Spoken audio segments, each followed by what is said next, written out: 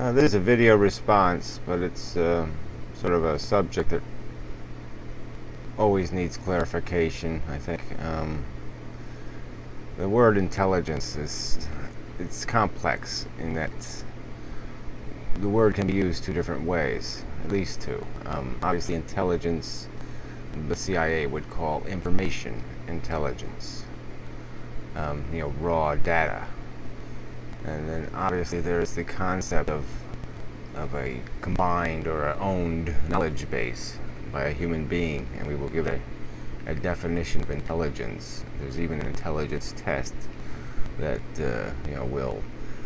will indicate certain aptitude and qualify that as a measure of intelligence. And it's not necessarily measuring. It's measuring maybe the capacity of the machine to use intelligence, but it's not necessarily measuring how intelligent the machine is. For me, a quantum leap in my understanding of intelligence was recognizing that humanity has traditionally used intelligence as nothing more than a scheming tool. It's a hammer. It's just a thing we apply to the world around us to get what we want. It makes us. We use it to figure out how the better way to mug thy neighbor. That's what we use it for. We use it to find ways of manipulating our world to get what we want. And for me, understanding that intelligence, there's a huge difference between using intelligence and essentially allowing intelligence to own us, to use us as the vehicle for its own growth. Not that intelligence has any desire, but intelligence has built into its very structure almost a will to expand itself, to grow, to achieve complete understanding. It's like the first really intelligent thought would be the inspiration to say, I must know more. I must have a better, more complete understanding of the circumstance. I mean, it's almost compelled to do that when it's freed. But that's the key issue here, is the idea of seeing intelligence as something we own, or seeing intelligence as an entity, a thing that has its own mission, that it's built out of information that in turn creates new information. And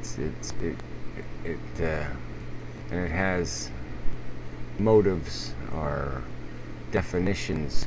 It reveals truth, and in revealing truth, it understands things like equations, mathematical and ethical, in terms of we can evaluate and understand what means something and what does not mean something, what is good, what is evil, what is wise, what is foolish.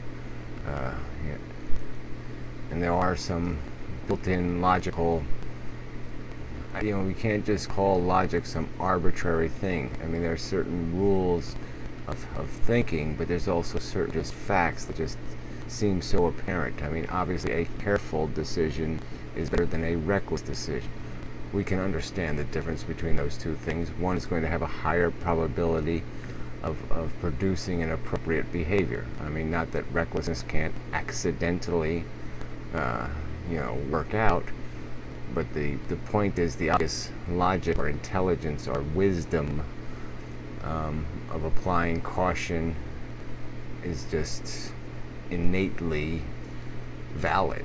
And there are all kinds of little truths like that intelligence is built out. And those little truths, when we allow intelligence to own us,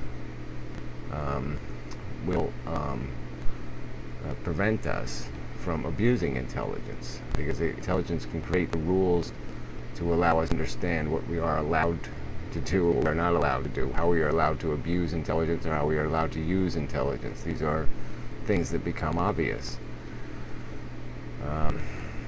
And it's there's let's say there's a point, a point where intelligence becomes almost a different thing. It is almost like a critical mass, where you put in enough ingredients and it explodes in terms of the real power. The real power is in separating us from some crude, stupid nature that's compelling us. And that's, the title, Idiots Owning Intelligence. I mean, it's an oxymoron, but it's the truth, because you need enough intelligence to be really intelligent. You can't really be intelligent if you don't have enough intelligence to know that there's forces inside of you attempting constantly to use your intelligence for purposes that aren't intelligent. This video is a response to the modern mystic, and he's said a couple of key things. He doesn't like objective and subjective. These are words. He doesn't like the word intelligence even. And I understand what he's saying, because he's kind of made it clear that, yeah, intelligence in mankind's hands has just been a club. It's just been something to smash and destroy, and we can't responsibly use it, so we probably shouldn't have it. And well, I would argue that we need to go through the stage. We need to go through our infancy. I mean, there's just a way of getting around it. And so if we turn off the intelligence before we mature, or allow it to mature, well, then we just wasted our time also. So I think we have to accept that intelligence is going to be abused. The point is, can we survive the abuse long enough to really get the real value out of intelligence? And so that's but the key point would be is that we just can't see intelligence as a scheming tool. It's not something to be applied based on our brute natural conditioning or our environmental conditioning, our emotions. These aren't things that should be allowed to use intelligence. Intelligence must be allowed to use itself, to apply itself. It must own us. I mean, I don't know how to. Here I'm trying to add definition, and I think I'm creating more fog. But I mean, that's the key point. It's just that people have to understand the difference between the subjective mind and the objective mind. We are two different people. Okay, part of us is need and want, and the intelligence part, so far, for many people, is just some kind of thing we use to get the need and want. Instead of using the intelligence to define our goals, we are using intelligence to achieve the goals. And the real value intelligence, the thing that makes intelligence, like I said, it just gives it critical mass, is allowing intelligence to actually define our goals as individuals and as a society. That's the magic of intelligence. That's the real potential of intelligence. So, until next time.